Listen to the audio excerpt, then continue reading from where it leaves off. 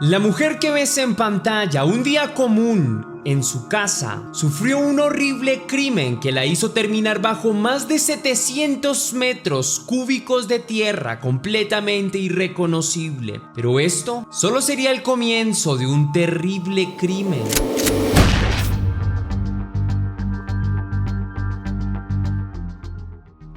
Antes de iniciar con el video de hoy, quiero enviar un saludo muy especial y cósmico a dos leyendas, a Mechi y Lili, que me escribieron: querido Tess, gracias por tus informes tan serios y siempre dejando un mensaje de luz, a pesar de lo turbio y desgarrador de los casos.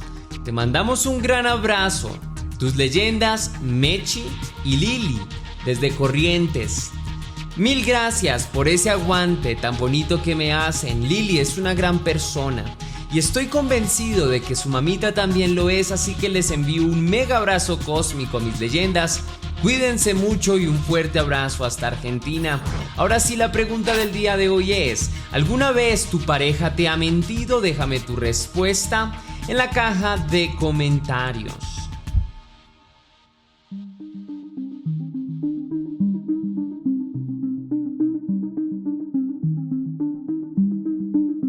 El 16 de marzo de 2021 empezó como un día perfectamente normal en medio de la anormalidad que imperaba en todo el mundo a causa de la pandemia. Joel Valle, un odontólogo casado y con 2 hijos, residente de Cojutepeque en El Salvador, empezó su día de manera totalmente corriente. En las horas de la mañana, la esposa de Joel salió temprano para comprar algunos implementos del hogar. Joel no pudo acompañarla porque ese día tenía varias cosas por hacer y en la mañana se quedó en casa. Luego de la salida de su esposa, las horas siguieron transcurriendo, pero la mujer no volvía a casa.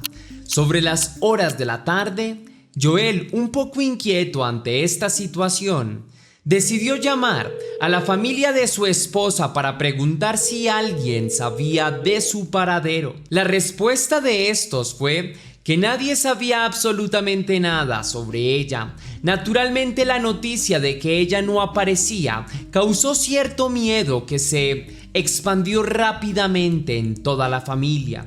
De ahí en adelante, varios miembros trataron de localizarla a lo largo del día. Sin embargo, el esfuerzo no dio los frutos esperados. Pese a la incertidumbre que embargaba a Joel, el hombre tuvo que cumplir con su jornada laboral a cabalidad. En los escasos espacios que su trabajo se lo permitía, se había tratado de comunicar con familiares de su esposa para saber si alguien de repente sabía algo. De ella no recibió ningún mensaje. Una vez terminó su jornada laboral, volvió a casa y se sobresaltó al notar que ella no había vuelto todavía. Antes de comunicarse con los familiares de su pareja, Joel se comunicó con el pastor de una iglesia bautista a la que tanto él como su esposa asistían. El pastor era una de las personas de más confianza para la pareja. Cuando Joel le contó lo que había sucedido, el pastor le aconsejó que lo mejor era comunicarse inmediatamente con la policía. Pese a este consejo que le había dado el pastor, Joel no llamó a las autoridades de manera inmediata. Antes de eso, se quedó compartiendo durante algunas horas con sus hijos. Aproximadamente 3 horas después de su llamada con el pastor de la iglesia bautista, Joel finalmente se dirigió a una estación de comisaría o una estación de policía y les contó lo que había sucedido aquel día. Cerca de las 6:30 de la mañana su esposa salió de casa. Su destino era San Salvador. Debido a su trabajo, Joel necesitaba comprar insumos médicos y su esposa se ofreció a hacerlo. Esto lo habían acordado la noche anterior. Aunque la pareja tenía vehículo, su esposa prefirió tomar el transporte público. El motivo por el cual tomó esa decisión fue porque tenía el pase vencido.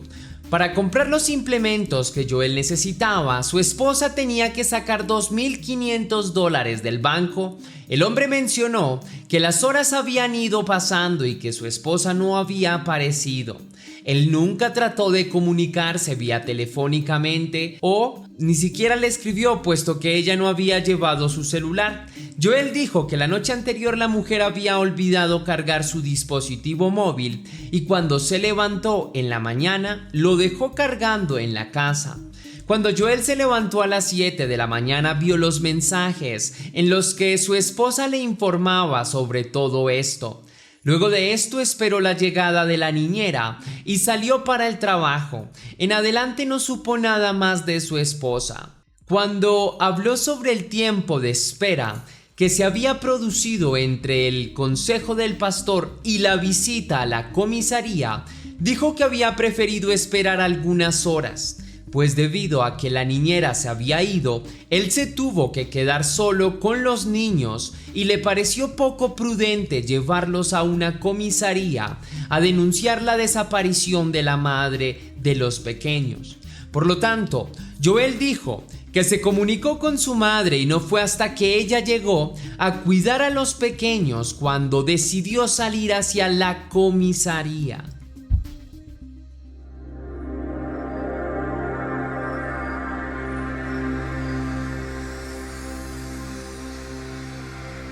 Aunque para las autoridades esta versión que había dado Joel sobre la desaparición de Flor María García pudiera ser convincente, para los familiares de Flor no lo era en absoluto. En primera instancia, los familiares de la mujer no podían concebir que ella fuera hasta San Salvador sin avisarles. Desde que Flor se había casado con Joel, la comunicación con su familia era demasiado cercana. Ella era una mujer sumamente comunicativa y mantenía al tanto a todos sus familiares sobre los pormenores de su vida. Los familiares sabían que un recorrido hasta San Salvador no era un dato menor para Flor. A todas luces era extraño que ella no hubiese avisado que haría ese viaje, más todavía si lo haría en transporte público. Además, la noche anterior Flor había estado conversando con sus familiares por medio de un grupo en WhatsApp que tenía con ellos. Que no hubiera comunicado algo así era cuanto menos sospechoso. Por otra parte, Flor no era del tipo de personas que podía salir tranquila a la calle sin compañía de su dispositivo móvil. Para ella era importantísimo salir con su celular, pues era el medio por el cual se comunicaba constantemente, hasta con sus familiares. Que hubiese olvidado cargarlo era algo posible, pero que hubiese salido sin él era casi inconcebible. Más todavía si se tenía en cuenta que aquel día sus dos hijos se quedarían al cuidado de una niñera, y es que Flor era una madre sumamente recelosa con el cuidado de sus hijos. Cuando una niñera los cuidaba, estaba en contacto permanente con ella y le pedía informes continuamente. ¿Cómo iba a salir Flor sin su dispositivo si sabía que sus hijos se quedarían con una niñera? Además, si Flor sabía que saldría al día siguiente y que sus hijos se quedarían solos, ¿por qué no le había pedido a alguien de su familia que cuidara a los pequeños?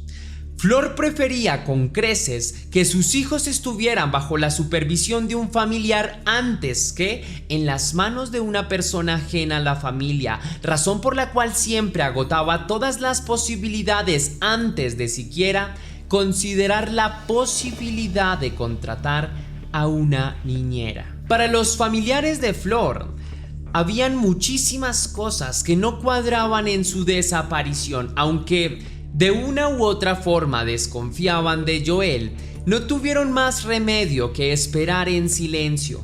Aquella noche fue larga y llena de incertidumbre. Los minutos pasaban lentos, con paso de plomo, y ellos seguían sin saber nada de Flor. Ante la pasividad que la situación imponía para todo el mundo, un sobrino de Flor llamado Jorge García se rebeló ante esta actitud y decidió acelerar la búsqueda de su tía por medio de las redes sociales. El joven creó una página de Facebook a la que llamó Todos Somos Flor. Ahí el joven subió fotos de su tía y explicó detalladamente todo lo que se sabía de su desaparición. Luego de esto compartió la página a sus familiares y con sus amigos en diferentes redes sociales.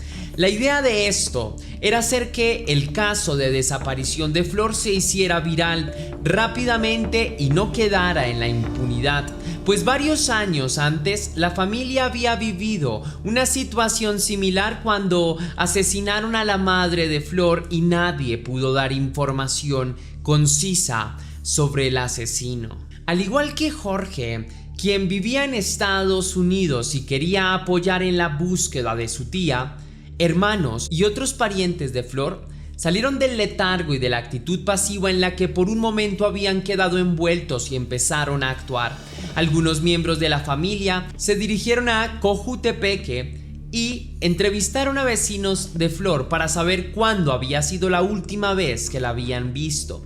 Más importante aún, querían saber si efectivamente alguien la había visto salir el 16 de marzo en las horas de la mañana. Otros familiares tuvieron la idea de dirigirse a San Salvador. El objetivo era visitar la tienda de insumos en donde Joel y Flor solían ir a comprar los suministros que necesitaban.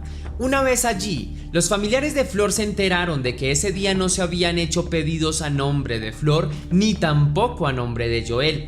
Además, Flor era bien conocida en el lugar, pues solía ir a hacer varias compras al mes, pero ese día curiosamente no había aparecido por la tienda. Para los familiares de Flor, la historia que Joel les había contado era cada vez más inconsistente y falsa.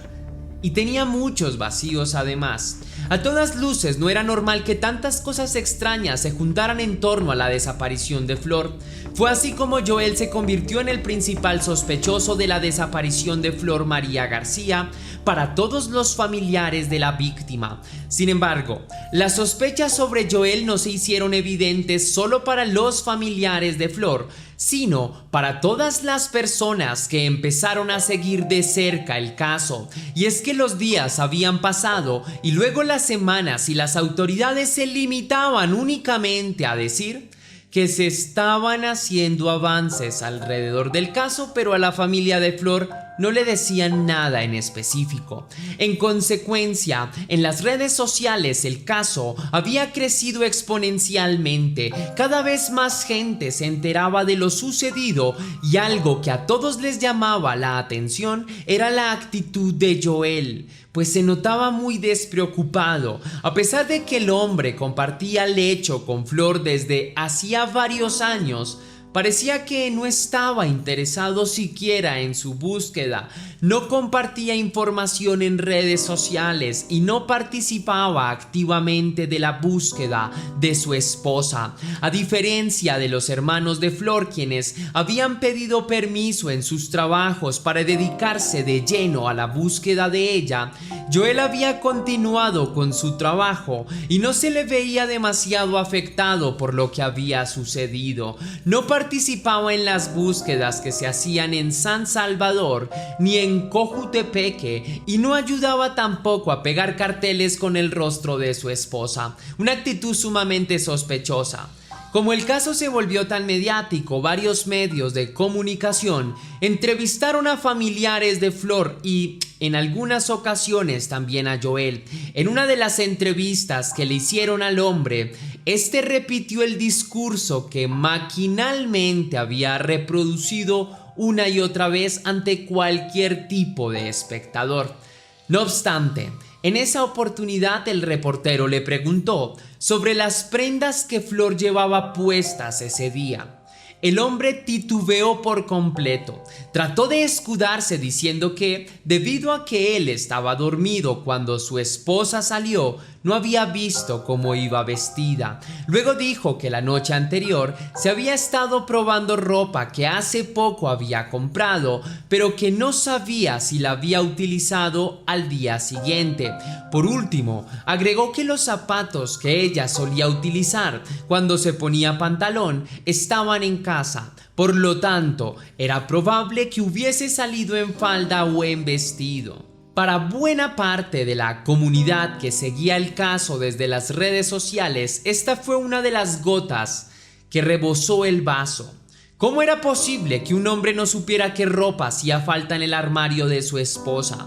De ahí en adelante, el rumor de que Joel Valle era el responsable de la desaparición de su esposa creció a pasos agigantados. Ante esta situación, Joel se aventuró a publicar en Facebook una foto con Flor y con sus 2 hijos. La foto estaba acompañada de un mensaje en el que expresaba la enorme falta que le hacía a su esposa. La recepción de esta publicación fue la esperada, aunque inesperada para Joel. El post se llenó de comentarios de personas que lo responsabilizaban de la desaparición de su esposa.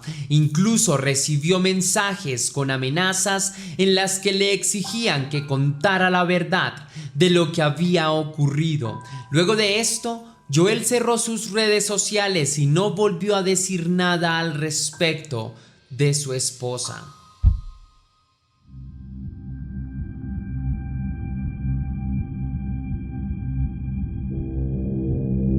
Un mes y medio después de la desaparición de Flor, los avances en su búsqueda eran prácticamente nulos.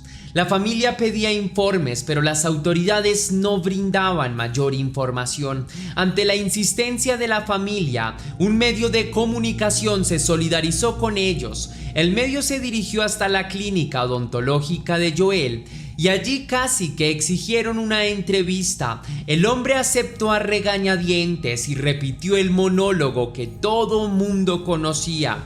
En la entrevista, el hombre agregó que el celular suyo como el de su esposa habían sido confiscados por las autoridades y que en los días que siguieron a la desaparición había recibido un mensaje en el que un anónimo le decía que tenía a Flor. La policía le había dicho que desestimara el valor del mensaje, pues solo era para aprovecharse de la situación. Ante las preguntas por su actitud fría, el hombre respondió que tenía 2 hijos y que tenía que seguir respondiendo por ellos.